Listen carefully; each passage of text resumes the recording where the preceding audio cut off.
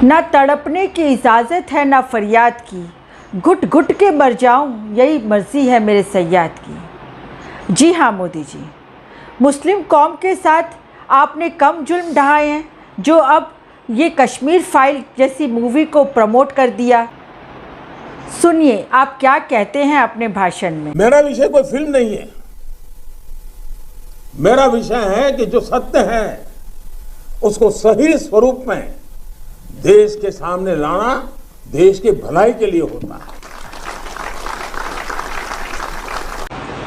जी हाँ, जो सत्य है उसे उसी स्वरूप में देश के सामने लाना चाहिए, यही देश की भलाई है।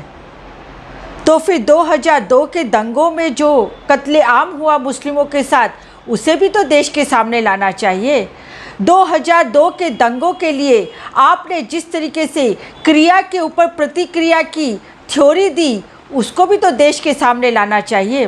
2002 के दंगों में आपके आरएसएस के, बीजेपी के, बजरंग दल के, विश्व हिंदू परिषद के गुंडों ने जिस तरीके से मुस्लिम माँ बहन बेटियों की इज्जत लूटी, जिस तरीके से उनके गर्भ को चीर के एक बच्चे को हत्या कर डाली गर्भ के अंदर, वो भी तो सामने लाना चाहिए। जिस तरीके से एक पारसी परिवार की माँ ने अपने 8-10 बरस के बच्चे को आज तक वो ढूंढती है, और उसको भी तो सामने लाना चाहिए। अगर कश्मीर फाइल सामने लानी चाहिए थी और कश्मीर फाइल को आप प्रमोट करते हैं, तो क्यों मोदी जी, क्यों आपने परचारिया मूवी को रिलीज नहीं होने दिया? वो भी तो सत्य घटना पे आधारित थी, आपने क्यों उसको आज तक रिलीज नहीं होने दिया? उसमें भी तो एक माँ आज तक तड़प रही है अपने बच्चों के लिए, उस बच्चे को जिसने उसने अपने कोख से जन्म दिया, बड़ा किया, और उस बच्चे को उसने दंगे में खो दिया। ये भी सत्य बाहर आना चाहिए था। किस तरह के कांग्रेस के एमपी एहसान जाफरी साहब के गर्दन पे टायर लपेट के आपके गुंडों ने उन्हें आग के हवाले कर दिया। ये सत्य भी बाहर आना चाहिए कि किस तरीके से आपने लाशों के ढेर लगा दिए और कुएं में उनको डाल के सारे कुएं में आग लगा डाली। मोदी जी, सब सत्य बाहर आना चाहिए। और किस तरीके से आपको उस समय के प्रधानमंत्री स्वर्गीय श्री अटल बिहारी वाजपेयी ने आपको कहा था कि राजधर्म अपनाओ, राजधर्म जरूरी है। नहीं, पर आप राजधर्म करने नहीं आए हैं, आप सिर्फ हिंदू मुस्लिम करने आए हैं। जिस तरीके से हिंदू मुस्लिम करके आपने 2000 के दंगे भड़का के आपने सत्ता हासिल की, इसी तरीके से हिंदू मुस्लिम करके आप अमर पट्टा लिखवा देना चाहते हैं, भारत देश के इतिहास को बदल देना चाहते हैं। वाह रे वाह मोदी जी, आप भारत देश के प्रधानमंत्री हैं या फिर आरएसएस के फुल टाइम प्रचारक हैं? अभी भी चड्डी पहन के प्रचार करने निकल पड़ते हैं।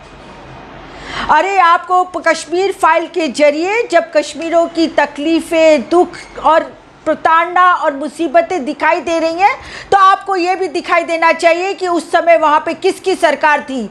किसी की सरकार नहीं थी। और उस समय मुफ्ती मोहम्मद सईद जब अपना सरकार नहीं चला पा रहे थे, तो वहाँ पे गवर्नर का शासन था, और वो गवर्नर कौन था? वो आपका नुमाइंदा था, जिससे आपने बाद में भारतीय जनता पार्टी की टिकट दी जगमोहन को, और वो फिर वहाँ पे कैबिनेट मंत्री भी बने।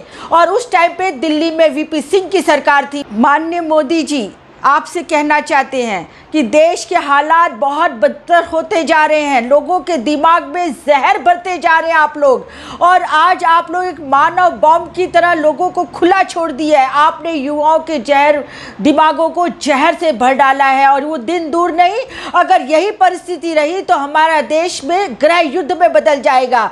संभालिए अपने आप को और संभालिए अपनी वाणी विलास और भाषणों को। मूवियों के ऊपर किसी तरह के कमेंट नहीं होने चाहिए, आपको तटस्थ रहना चाहिए। आप देश के प्रधानमंत्री हैं, आप किसी आरएसएस संघ के प्रचारक नहीं हैं। आज से मैं इतना ही कहना चाहूँगी कि देश को बचा लीजिए, ये देश बहुत गलत तरीके से गलत दिशा में जाता जा रहा है। इस वीडियो के जरिए मैं सिर्फ एक ही संदेश देना चाहती हूँ मेरे तमाम देश के भाइयों बहनों से कि राजनीति करने वाले राजनीति करेंगे, ये उनका काम है, ये उनका पेशा है, पर उनकी वजह से हमें किसी तरीके से अपने मन और विचारों में बदलाव नहीं लाना चाहिए। हम भारत देश के वासी हैं, और हिंदू, मुस्लिम, सिख, ईसाई सभी हमारे देश के भाई हैं, और हमें सबके साथ मिलजुल के रहना है। यही हमारा संविधान कहता है, यही हमारा संविधान सिखाता है।